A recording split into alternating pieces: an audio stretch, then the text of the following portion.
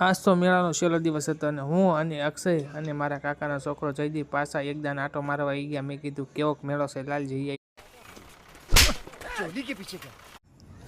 પછી તો અમે રેલગાડીમાં જોયું તા કે ઓહો હો અહીંયા તો મોટું બાબલું બેઠું હતું. મેં કીધું આ લે રેલગાડીમાં બાબલું બેઠું લાગે છે.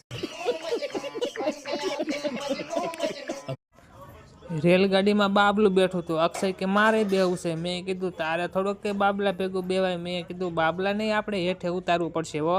પછી તો બાબલું એક આંટો ફરીને હેઠું ઉતારવાની તૈયારી થઈ જાય. નો નો નો નો. તો મિત્રો છેલ્લા દિવસે કોણ કોણ મેળામાં આવ્યા હતા કોમેન્ટ લાઈક અને શેર કરી દીજો. જો તમે મેળામાં આવ્યા હોય તો વિડીયોને શેર કરી દેજો અને કોમેન્ટમાં તમારું નામ લખી દેજો. છેલ્લા દિવસે કેટલા માણસો હતા.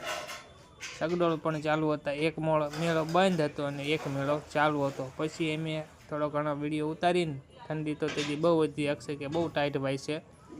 કાં અક્ષય ટાઈટ હોય છે ને તો અક્ષય મને કે હા બહુ ટાઈટ હોય છે. મને કે બાબલાને બારો કાઢો. પછી મેં બાબલાને બારો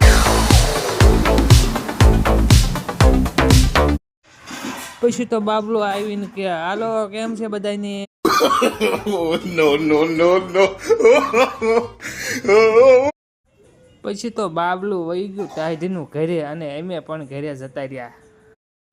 रुको जरा सबर करो.